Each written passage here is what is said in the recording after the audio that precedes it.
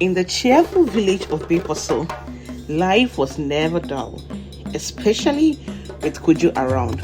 Kojo was the village trickster, always scheming, always charming, and always getting himself into trouble.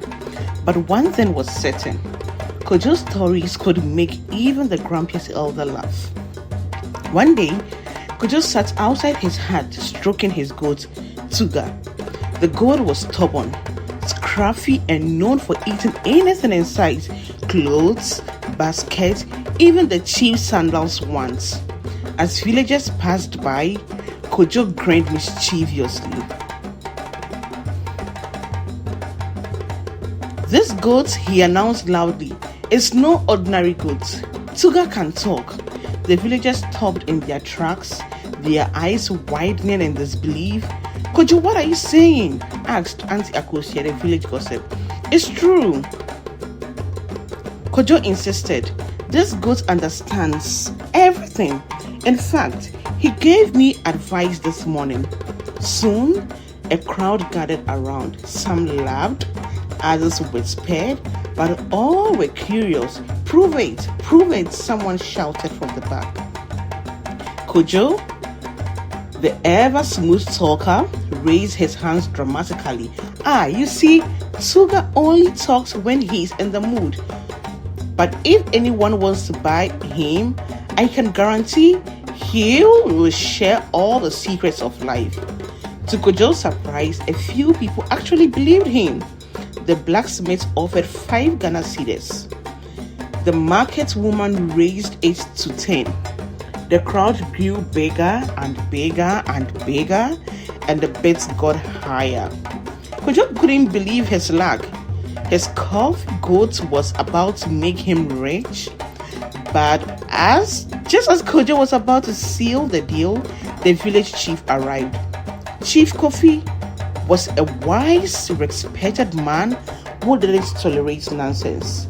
"Kojo," he said sternly, "if this goat truly talks, bring him to the village square tomorrow. Everyone will gather to hear him speak." Kojo's heart sank. How was he going to make a goat talk? But he couldn't back out now. His pride was on the line. That night, Kojo packed his bag and forth. He went back and forth in his hut, staring at Tuga. "You've eaten everything in sight, and now you're about to eat my freedom?" he muttered at Tuga. Tuga, as usual, just chewed on a piece of cloth. The next morning, the village square was packed with people. Drummers played, children ran around excitedly, and the elders sat with skeptical looks on their faces. Kojo led Tuga to the center, sweating but still smiling. "Ladies and gentlemen," Kojo began, "before Tuga speaks, I must explain something. He only talks when he's truly inspired, so let me ask him a question." Kojo turned to the goat. "Tuga, what do you think of these fine people?" he asked Tuga. The goat stared blankly. The crowd murmured. Kojo's mind raced. He clapped his hands dramatically and shouted, "Tuga, say something." Tuga did not respond. Kojo said, "Tuga, say something." Tuga did not respond. Kojo then said again, "Tuga says you all are too noisy. He can't think with so much commotion." The villagers laughed. But Chief Kofi raised his hand for silence. "Kojo, enough games. Either the goat speaks or you admit you are a liar." Kojo signed. Realizing he was out of tricks, he bowed his head and said, "Chief, the truth is, Tuga can't talk, but he's taught me an important lesson. Sometimes our mouths run faster than our heads." The crowd erupted in laughter. Even Chief Kofi chuckled. "Kojo, your stories always bring us joy.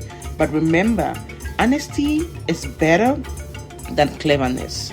From that day on, Kojo was still the village trickster, but he learned to keep his tales harmless. And as for Tuga, he became a local celebrity, munching on anything he wanted while villagers joked about the goat who almost talked. The life lesson from the story is that in life, it's easy to get carried away by the desire to impress others to prove a point. Just like Kojo,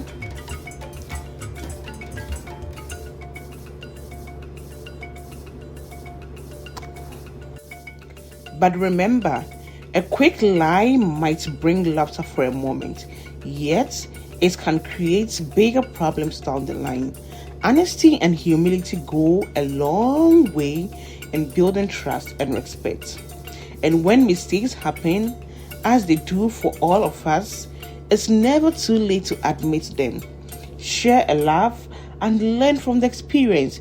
After all, sometimes the best stories come from the lessons we learn the hard way.